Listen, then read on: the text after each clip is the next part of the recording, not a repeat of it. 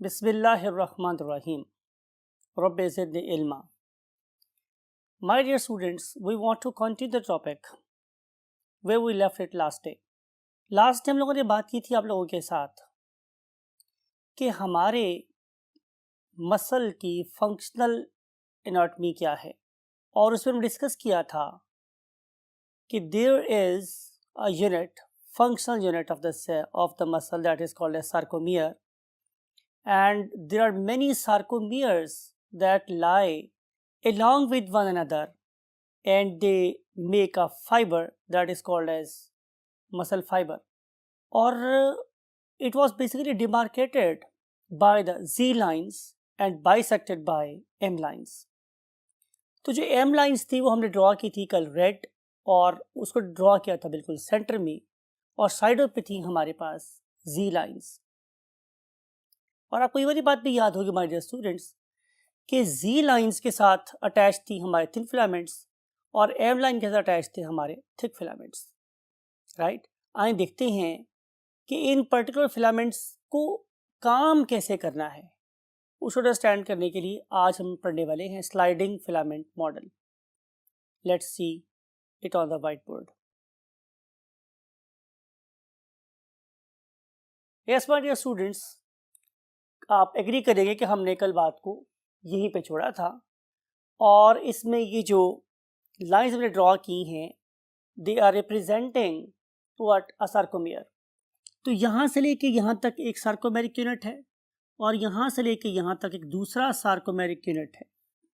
तो हमने दो फंक्शनल सेल बनाए हैं एक मायो फाइबर में से, ये सार्कोमेयर 1 और ये sarcomere 2. When such thousands of sarcomeres combine together, तो they form a muscle fiber. और आपको ये वाली बात भी याद होगी माय डियर स्टूडेंट्स कि इन sarcomeres के around there was a network of tubule जिसे हमने सार्कोप्लाज्मिक रेटिकुलम का नाम दिया था.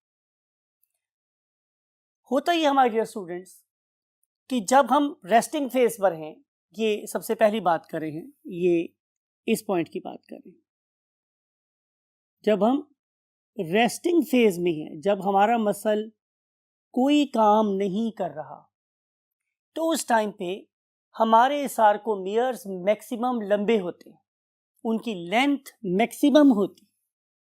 But whenever our muscle undergo contraction, तो आप देख रहे हैं कि उनका रेलेवेंट और रिलेटिव साइज छोटा होता चला जाता है, राइट. तो रिलैक्स फॉर्म में सार्कोमियर की लेंथ बड़ी और कॉन्ट्रैक्टेड फॉर्म में लेंथ छोटी हो जाती है या लीस्ट हो जाती है. इनकी लेंथ्स में इतनी ज़्यादा कमी कैसे होती है? बिकॉज आपको याद है कि हमने ये बात कही थी कि हमारे जो मसल फिलामेंट्स हैं they are inelastic and incompressible, यानी कि जो मसल के फिलामेंट्स हैं, I am talking about actin and myosin, they are incompressible and they are inelastic, यानी कि ना तो मैं एक्टिन को खींच सकता हूँ ना उसे दबा के छोटा कर सकता हूँ. तो फिर इतनी ज़्यादा चेंज इनके साइज में कैसे आती है, इसको एक्सप्लेन किया दो साइंटिस्ट ने. उनमें से एक का नाम था मेरे पास my dear students H Huxley and other one was F Huxley. ये हग्सले फैमिली का मसल फिजियोलॉजी पे बहुत ज़्यादा काम है. They were of course myologists. The person who study muscle physiology is called as myologist. तो ये पूरी फैमिली ने इस मसल फिजियोलॉजी पे काफ़ी ज़्यादा काम किया है. इन्होंने एक मॉडल प्रपोज किया जिसे हम ऑलरेडी लिख चुके हैं आप लोगों के ऊपर, स्लाइडिंग फिलामेंट मॉडल. कि जो फिलामेंट्स हैं वो कभी सिकुड़ते या फैलते नहीं हैं, बल्कि हमेशा इन थिक फिलामेंट के ऊपर थिन फिलामेंट स्लाइड करते हैं, राइट. इन थिक फिलामेंट्स के ऊपर थिन फिलामेंट स्लाइड करते हैं. क्या आप लोग इसको मोर अप्रोप्रिएटली यूँ बोलेंगे कि जो थिन फिलामेंट्स हैं उनको ड्रैग करते हैं, खींचते हैं अपनी तरफ ये वाले थिक फिलामेंट्स. और अगर आपको कल की बात याद हो तो मैंने आपको ये बताया था माय डियर स्टूडेंट्स कि हमारे पास यहाँ पे इनके क्या होते हैं, हेड्स होते हैं, समथिंग लाइक इट. आपको ये वाली बात भी याद रखनी है कि जब हमारा मसल रेस्टिंग फेज में है तो ये वाले हेड्स यहाँ बिल्कुल साथ पड़े होते हैं, means they are not in erect position, बल्कि वो बिल्कुल स्मूथ पड़े हुए होते हैं।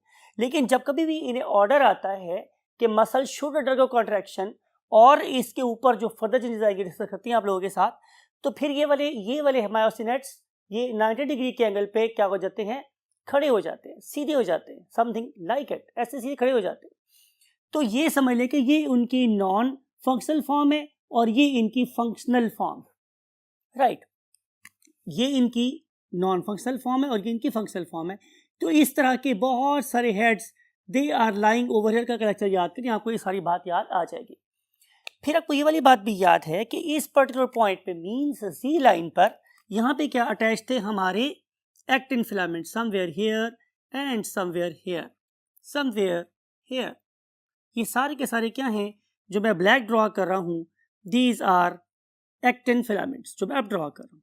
These are thin and they are passing through what the Z lines, ये जी लाइन में से गुजरे हुए होगा माय डियर स्टूडेंट्स। ये कि जब मसल अंडर कॉन्ट्रैक्शन में जाएगा तो ये वाले थिन फिलामेंट्स इस थिक फिलामेंट के ऊपर स्लाइड करते हुए उसकी तरफ मूव करेंगे। जैसे मैंने अभी बोला कि ये वाले हेड्स इन थिन फिलामेंट को अपनी तरफ खींचेंगे, ज़ाहिर जब अपनी तरफ खींचेंगे तो उसके रिजल्ट में क्या होगा, आपको याद होगा कल की स्टेटमेंट कि हम लोगों ने नाम दिया था कि यहाँ पे एक बैंड है, यहाँ पे अलोंग द एम लाइन, और हम लोगों ने इसे नाम क्या दिया था, आपको याद है हमने नाम दिया था इसको आई बैंड, आई बैंड।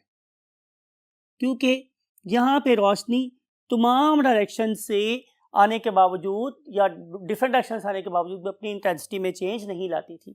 लेकिन एक मेरे पास ये वाला बैंड था, आपको याद होगा कि जहाँ पे एक्टिन और मायोसिन फिलामेंट ओवरलैप करते थे, ठीक है। एक्टिन और मायोसिन फिलामेंट क्या करते हैं, ओवरलैप करते हैं। आपको याद होगा कि हम लोगों ने इस पर्टिकुलर बैंड को जो यहाँ से स्टार्ट हुआ था और ये यहाँ तक गया था, हमने उसको नाम दिया था क्या, ए बैंड। और इसको ए बैंड कहने की लॉजिक ये थी कि जब रोशनी रिलेटिवली इनके आगे पीछे से गुजरती है तो अपनी इंटेंसिटी को चेंज करती है, लिहाजा हमने इसको नाम दिया था एन आइसोट्रोपिक बैंड। और इसके अंदर प्रेजेंट था बिल्कुल सेंटर में एक और रोशन सा बैंड, और इस रोशन से बैंड का जोन मेरे पास कौन सा था, ये वाला, this one. It is basically bisecting the A band और इस पर्टिकुलर जोन का नाम था H zone, H zone. Whenever muscle undergo contraction and these filaments slide pass over each other, तो डेफिनेटली क्या होगा माय डियर स्टूडेंट्स, आपको नजर आ रहा है कि इस वाले केस में ये सारे के सारे जो बैंड्स हैं वो मैक्सिमम लेंथ पर है। लेकिन जो सबसे छोटा बैंड है वो ये वाला जोन का है, मींस ये वाला जोन, ये जोन जहाँ पे एक्टिन और मायोसिन फिलामेंट्स ओवरलैप कर रहे हैं, वो वाला जोन सबसे छोटा है, मीन ए जोन। लेकिन जब ये वाला मसल और ज़्यादा करीब आया तो डेफिनेटली मेरी A band means anisotropic zone की जो थिकनेस है देखिए वो बढ़ गई है, और यहाँ पे आप लोगों को ये वाली थिकनेस मैक्सिमम नज़र आती है। Look at this, look at this, अब यहाँ पे मैक्सिमम हो गई, यानी कि ये बिल्कुल दूसरे के साथ आके मिल गए हैं। इस वाले केस में you can not find any I band or any sort of what H band, आपको कोई एच जोन नज़र नहीं आ रहा, एच बैंड नज़र नहीं आ रहा, और आप लोगों को सिमिलरली आई बैंड नज़र नहीं आ रहा। रीज़न इसकी ये है कि ये वाली actin filaments opposite Z line से बिल्कुल टकरा गई। तो इस वाले केस में ऑल सार्कोमियर और functional unit of the muscle will represent as A band. तो यहाँ पे हमें सारे का सारा जो बैंड नजर आएगा वो क्या होगा, ए बैंड नजर आएगा, क्योंकि अब यहाँ पे दोनों किस्म के फिलामेंट प्रेजेंट है, एक्टिन भी और मायोसिन भी। लेकिन जब मसल की कॉन्ट्रैक्ट होने का इम्पल्स खत्म हो जाएगा या मसल रिलैक्स होना चाहेगा, मींस अब हम लोग वापस इस फेज में जाना शुरू करेंगे, तो डेफिनेटली हर गुजरते लम्हे के साथ साथ एच जोन भी होना शुरू होगा और जाहिर है आई बैंड भी होना शुरू हो जाएगा। ता वक्त है कि हमारे पास मसल कंप्लीट रिलैक्स नहीं हो जाता, तो फिर मैक्सिमम बड़ा आपको नजर आएगा व्हाट, आई बैंड, मैक्सिमम बड़ा आपको नजर आएगा एच जोन, और बहुत छोटा छोटा नजर आएगा आप लोगों को कौन सा जोन, आई जोन, ठीक है, सॉरी ए जोन। तो ए जोन यहाँ पे सबसे छोटा है, इतना सा ए जोन है और इतना सा ए जोन है जहाँ पे दोनों किस्म के फिलामेंट्स हैं, और आप लोगों को यहाँ पे ए जोन काफी बड़ा नजर आ रहा है और यहाँ पर आई बैंड भी काफी बड़ा नजर आ रहा है। यहाँ पे आई बैंड और छोटा हो गया, एच बैंड और छोटा, अगर यहाँ पर जब मुकम्मल गायब ही हो गए। तो इसको दिया था, इस मॉडल को दिया था किसने, एच हग्स लेने और एफ हग्स लेने, राइट। अब आप इमेजिन करें कि अगर सिर्फ 2 सार्कोमेयर के आपस में बंद होने से साइज में इतना चेंज आ गया है, तो जब मेरे पास हजारों लाखों सार्कोमेयर यूनिट्स आप क्या करेंगे, एक दूसरे के ऊपर पास करेंगे, तो इतनी बड़ी मूवमेंट होना कोई डिफिकल्ट बात नहीं है। तो हमारे मसल्स इतनी बड़ी मूवमेंट कर पाते हैं, उसी रीज़न यही है कि हमारे मसल के अंदर हजारों लाखों सार्कोमेयर यूनिट एक ही मसल फाइबर में present, and when all these sarcomeric units come you can say contract, तो they will reduce the size of the muscle। आपने ये वाली बात भी रखनी है कि जब हम अपने डोले के ऊपर एक धागे को बांध के उसको तोड़ने का मुजाहरा कर रहे होते हैं, तो उस टाइम पर भी बेसिकली जो हमारे मसल्स के फाइबर्स हैं वो कभी भी कंप्रेस नहीं होते, बल्कि जी लाइन से टकराने के बाद वो अपने आप बेंड होते हैं। बेंड होंगे जब, तो उनके वहाँ थिकनेस में इजाफा होगा, और जो हमारी फाइबर की थिकनेस है उससे वो वाली फोर्स ओवरकम हो जाएगी और हमारे डोले पे बंधा हुआ धागा ब्रेक हो जाता है। अब हमने ये देखना हमारे डियर स्टूडेंट्स कि ये जो ब्रिजेस हमने बात की थी कि जो बेसिकली स्लाइडिंग करवा रहे हैं एक्टिन फिलामेंट की ओवर मायोसिन फिलामेंट्स, इन पर्टिकुलर ब्रिजेस को बनाने वाली, तोड़ने वाली कौन सी चीज़ है, इसको अंडरस्टैंड करने के लिए हम मूव करते हैं next part of the board पे और देखते हैं कि हम क्या पढ़ने जा रहे हैं। यस माय डियर स्टूडेंट्स, हमने कल वाली डायग्राम दोबारा आप लोगों के लिए ड्रॉ करते हैं। आपको याद होगा कि हम लोगों ने एक्टिन फिलामेंट की बात की थी। एक्टिन एक बीडेड स्ट्रक्चर है, कुछ इस तरह का बीडेड स्ट्रक्चर था। फर्दर यू कैन इसको डिटेल में नहीं ड्रॉ कर रहे, आपको पता है कि इसके अंदर बीड्स हैं और ये तस्बीह है जो ट्विस्ट हुई है, ठीक है ना। अब यहाँ पे ये जो पॉइंट्स हैं, समथिंग लाइक इट, ये जो पॉइंट है हमारे पास, या फिर ये वाला जो पॉइंट है, या फिर ये वाला जो पॉइंट है, these are basically the binding sites. ये वो बाइंडिंग साइट्स हैं कि जिनके ऊपर आके मायोसिन हेड्स अटैच होते हैं। कैसे? इस तरह से, something like it, something like it और समथिंग लाइक इट, ऐसे अटैच हो जाए। इस वक्त ये वाला मायोसिन हेड इस फॉर्म में ले कर रहा है। जब ये वाला मायोसिन हेड इस पर्टिकुलर एक्टिन फिलामेंट को ड्रैग करना चाहता है, तो it flix it towards the centre. ये इसको इस तरफ को खींचता है, राइट। ये इसको इस तरफ को खींचेगा और ये इसको इस तरफ को खींचेगा। जब ये तमाम इस तरफ मूव कर जाएंगे, तो फिर इस वाले पॉइंट से फॉर एग्जांपल ये जुड़ जाएगा, इस वाले पॉइंट से ये जुड़ जाएगा, इस वाले पॉइंट से जुड़ जाएगा, और ये वाला अगले वाले मायोसिन हेड से जुड़ जाएगा। तो इस तरीके से हमारे पास जो मायोसिन हेड्स का नंबर है वो बढ़ता चला जाता है, जो कि एक्टिव साइट से अटैच था। More number of myosin heads attached with actin sites means more energy, right? इसका मतलब ये होगा कि जब मेरा मसल फुली कॉन्ट्रैक्टेड फॉर्म में है, तो उस वक्त मेरे मसल के अंदर मैक्सिमम स्ट्रेंथ पैदा हो गई। लेकिन अगर मैं इस पर्टिकुलर फिलामेंट को मैक्सिमम यहाँ तक स्लाइड किया होता, मैंने सिर्फ इतना स्लाइड किया होता माय डियर स्टूडेंट्स, तो फिर जाहिर है कम नंबर ऑफ क्या बनते, ब्रिजेस बनते मेरे पास। तो जितनी मेरे मसल की लेंथ ज़्यादा है उतनी उसमें स्ट्रेंथ कम है, राइट। जितनी लेंथ ज्यादा उतनी स्ट्रेंथ कम है, बिकॉज कि इस वाले केस में उसको रोकने वाली चीज मींस क्रॉस ब्रिजेस वो कम बने हुए हैं। अगर मैं इसको और बंद कर दूंगा तो फिर और ज्यादा क्या बन जाएंगे, क्रॉस ब्रिजेस बन जाएंगे। मैंने इसको और बेंड किया तो और ज्यादा क्रॉस ब्रिजेस बन गए, और ज्यादा बेंड किया और ज्यादा क्रॉस ब्रिजेस बन गए, और मैक्सिमम बेंड कर लिया तो मैक्सिमम क्रॉस ब्रिजेस बन गए। तो इस टाइम पे चूंकि क्रॉस ब्रिजेस का नंबर मैक्सिमम है, तो अब मेरी बाजू को खोलना बहुत डिफिकल्ट हो जाएगा। लेकिन बाजू की लेंथ अगर ज़्यादा होगी तो उसको नीचे गिराना या खोलना आसान होगा। सवाल ये है कि ये क्रॉस ब्रिजेस बनते कैसे हैं? तो आंसर इज बाय, कल का लेक्चर याद करें, अगेन हर लेक्चर बड़ा इंपॉर्टेंट होता है, आप इसको याद करें। मैंने क्या बोला था कि मेरी इस एक्टिन के अंदर 3 किस्म की प्रोटीन है, एक एक्टिन खुद, एक ट्रोपोनिन और एक ट्रोपोमायोसिन। मैंने आपको बोला था कि जो ट्रोपोनिन है it is very very important protein because it can carry out a conformational change in the structure of active sites. ठीक है, मैंने आपको एग्जांपल दी थी कि अगर ये एक्टिव साइट है तो उसके ऊपर एक कैप लगा हुआ है, it is something like it. तो ड्रॉ करके देखते हैं आप लोगों के लिए कि ये मेरे पास क्या है माय डियर स्टूडेंट्स, ये वही actin protein, it is something like it. ये एक्टिन प्रोटीन है ये वाली, और इसके ऊपर ये कैप है। and say this very cap is covering active site. ये एक्टिव साइट को ब्लॉक की होगी, राइट। अब इसकी मैंने आपको बोला था कि 3 क्या है पॉलीपेप्टाइड्स हैं। एक पॉलीपेप्टाइड अटैच होती है ट्रोपोमायोसिन के साथ और एक अटैच होती है एक्टिन के साथ। जो तीसरी हमारे पास साइट है उसके साथ आके बाइंड हो सकता है calcium, that is somewhere here. यहाँ पे एक प्रोटीन होती है, ये क्या साथ आके बाइंड हो सकता है Ca+2, ये यहाँ के बाइंड हो सकता है। जब ये बाइंड होगा तो ये ट्रोपोमायोसिन यहाँ से हट जाएगी। इसके हटने के बाद मेरे पास क्या होगा माय डियर स्टूडेंट्स, कि यहाँ पे ये साइट एक्सपोज होगी। उस एक्सपोज साइट के ऊपर आपने बात को गौर से देखना है, उस एक्सपोज साइट के ऊपर जो चार्ज है, इलेक्ट्रिकल चार्ज, वो मायोसिन हेड्स के ऑपोजिट है, राइट। तो जो ही हमारे पास क्या होगा माय डियर स्टूडेंट्स, ये साइट एक्सपोज होगी, मायोसिन हेड फौरन जाके उससे कनेक्ट हो जाएंगे, समथिंग लाइक इट। इसका मतलब ये होगा कि मायोसिन हेड का यहाँ पे अटैच होना एक पैसिव प्रोसेस है, एक इलेक्ट्रिकल प्रोसेस है। It never demands a chemical energy, it demands electrical energy. लेकिन जब मैं इस पर्टिकुलर बॉन्ड को ब्रेक करके दोबारा अटैच करना चाहता हूं तो उस वक्त मुझे एटीपी चाहिए, राइट। तो एटीपी बेसिकली क्रॉस ब्रिज को ब्रेक करने में इस्तेमाल होती है, और उस टाइम पे एटीपी एक एंजाइम के थ्रू हमारे पास आता है जिसका नाम होता है एटीपी हाइड्रोलेज। वो जो एटीपी हाइड्रोलेज एंजाइम है वो आके यहाँ पे एनर्जी रिलीज करता है, वो एनर्जी यूज करता है ये वाला cross bridge to break its relation or connection with the active site।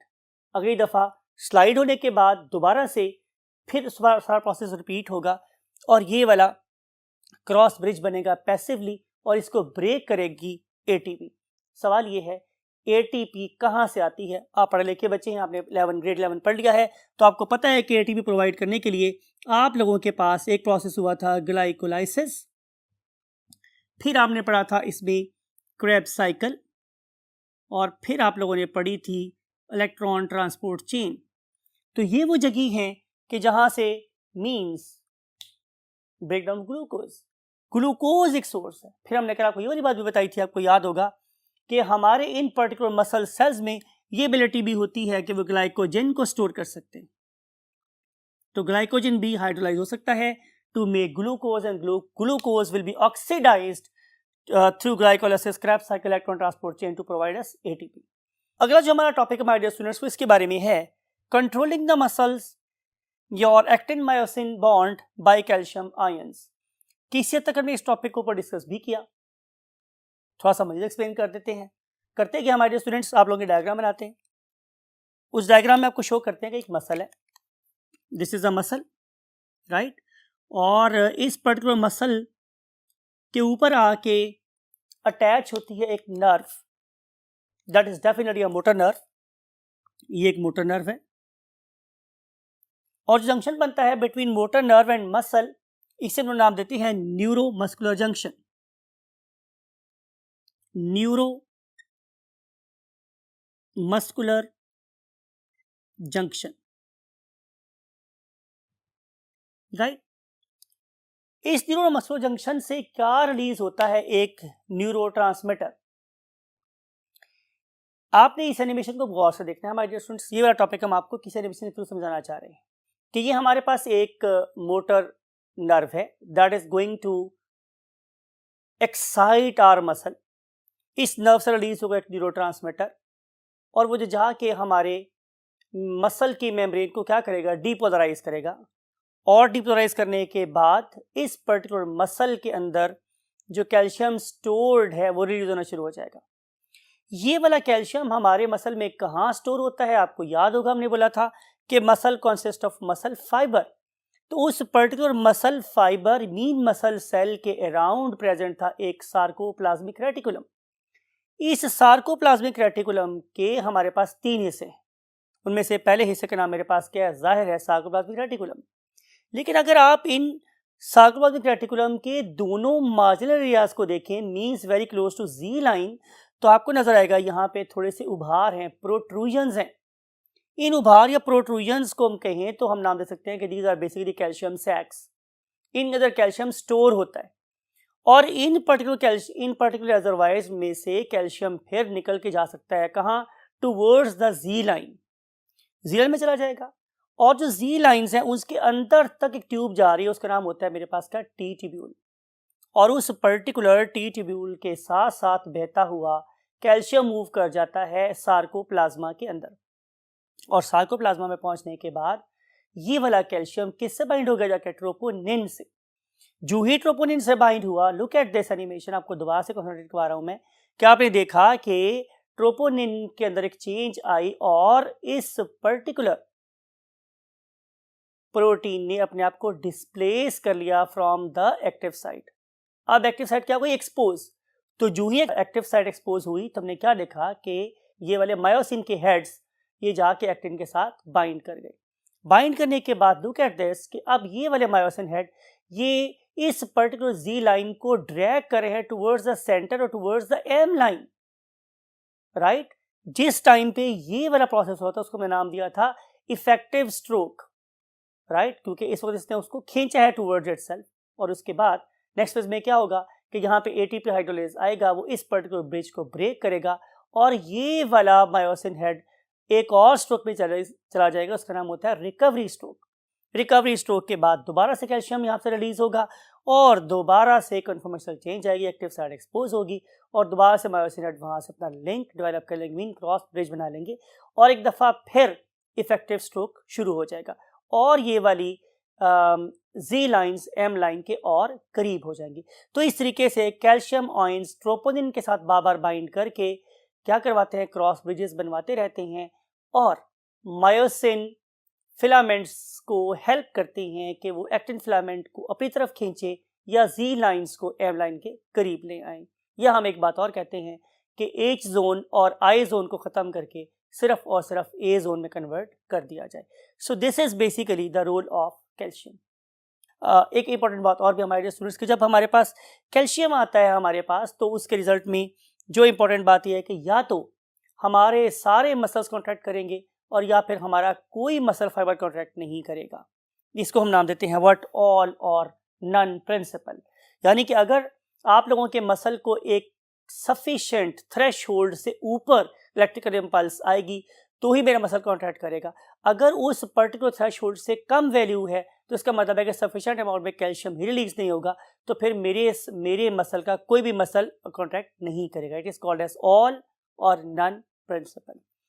Now jump to the next part of the board and see what we're going to study in the last column of the board.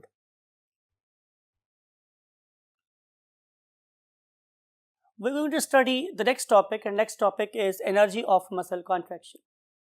आपको याद होगा my dear students कि हमने आपसे बात की थी कि हमारे मसल्स में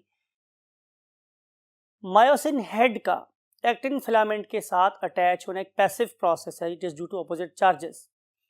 लेकिन अगर मैं इन पर्टिकुलर बॉन्ड्स को ब्रेक करना चाहता हूं तो फिर मुझे एटीपी की ज़रूरत है।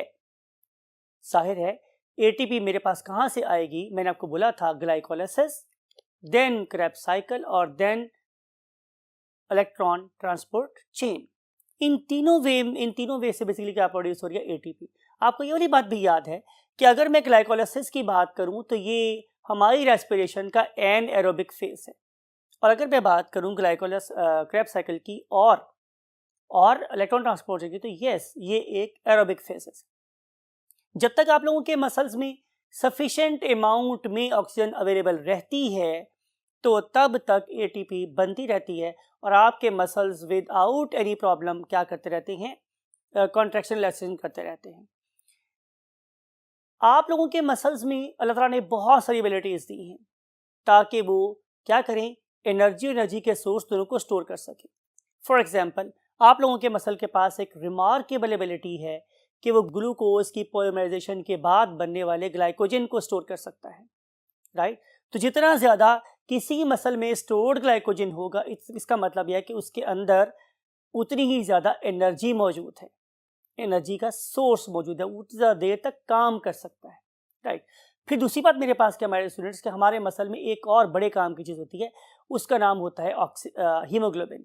You know very very well कि हीमोग्लोबिन हमारे लंग्स में ऑक्सीजन लेती है और उसे ला के किसको कहाँ छोड़ देती है, मसल सेल के अंदर। लेकिन अल्लाह ताला ने आप लोगों के ब्लड के अलावा हमारे मसल को एक और प्रॉपर्टी दी है, वो ये कि इसके अंदर एक और रेड पिगमेंट होता है, उसका नाम होता है मायोग्लोबिन, राइट। ये मायोग्लोबिन क्या करेगी, एक्स्ट्रा ऑक्सीजन स्टोर रखेगी अपने मसल के अंदर। तो अगर आप लोगों के पास एरोबिक वे में ऑक्सीजन खत्म हो गई है तो फिर आप लोगों का मसल एनारोबिक कंडीशन होने के बावजूद due to presence of myoglobin aerobically respire करता रहता है। तो जब तक आप लोगों के मसल्स में ऑक्सीजन प्रेजेंट है, एटीपी बनती रहती है, आप लोग कभी भी डिप्लीशन ऑफ एनर्जी और डिप्लीशन ऑफ सोर्स का शिकार नहीं होते। तो ये है मेरे पास हमारी कॉन्ट्रैक्शन एनर्जी का सोर्स। लेकिन माय डियर स्टूडेंट्स, ऐसा भी तो हो सकता है कि जो आप लोग हैं उन्हें कभी ज़िंदगी में हिलने जुलने का ख्याल आ जाए, मीन्स आपको कभी कोई एक्सरसाइज करने का शौक चढ़ जाए आप लोगों को, या कोई गेम करने का ख्याल आ जाए आपको, या हफ्ते के एंड पे आपको कभी बाहर क्रिकेट खेलने चले जाएं, ऐसा पॉसिबल हो सकता है। तो उस टाइम पे हमारे muscles they are not tuned up, they are not developed enough to work for 3 hours constantly or 4 hours constantly और in the gym to work for 1 hour constantly। तो उस टाइम पे हमारे मसल्स की ऑक्सीजन डिमांड ज़्यादा हो जाती है और हमारे मसल्स की ऑक्सीजन सप्लाई कम हो जाती है। तो उस टाइम पे आप पढ़े लिखे बच्चे हैं, आपको डिस्क्राइब किया था मैं चैप्टर नंबर 13 में कि हमारे मसल ऑक्सीजन डेफिशिएंसी के शिकार हो जाते हैं और उस कंडीशन को मैं नाम दिया था क्या, oxygen debt. So whenever your muscle will face oxygen debt, तो अल्लाह ताला ने इनको एक एबिलिटी दी है क्या, कि वो एरोबिक रेस्पिरेशन को छोड़ के एन एरोबिक रेस्पिरेशन में स्विच कर जाएं, राइट। क्या ये बुरी चीज़ है? Answer is yes. कैसे बुरी चीज़ है? कि इसकी वजह से हमारे मसल के अंदर एक सब्सटेंस या बाय प्रोडक्ट प्रोड्यूस होता है और उसका नाम क्या होता है, हमारे उसमें लिखते हैं आप लोगों के लिए, लैक्टिक एसिड। ये पढ़ा है आप लोगों ने फर्मेंटेशन के अंदर कि लैक्टिक एसिड फर्मेंटेशन होती है हमारे मसल में, ये लैक्टिक एसिड प्रोड्यूस होता है। This lactic acid is basically an error signal. आपके मसल को सिग्नल आ रहा है कि जनाब अब आपके मसल की नॉर्मल काम करने की एबिलिटी खत्म हो गई है, अब आप अपने मसल को यूज़ करना छोड़ दें। अगर आप अपने मसल को यूज़ करना नहीं छोड़ेंगे तो लैक्टिक एसिड की कॉन्सेंट्रेशन बढ़ती चली जाएगी और फिर आपका मसल काम करना छोड़ देगा। आप इसे बोलते हैं कि आपका मसल फटीग हो गया या उसमें खलियां पड़ गई।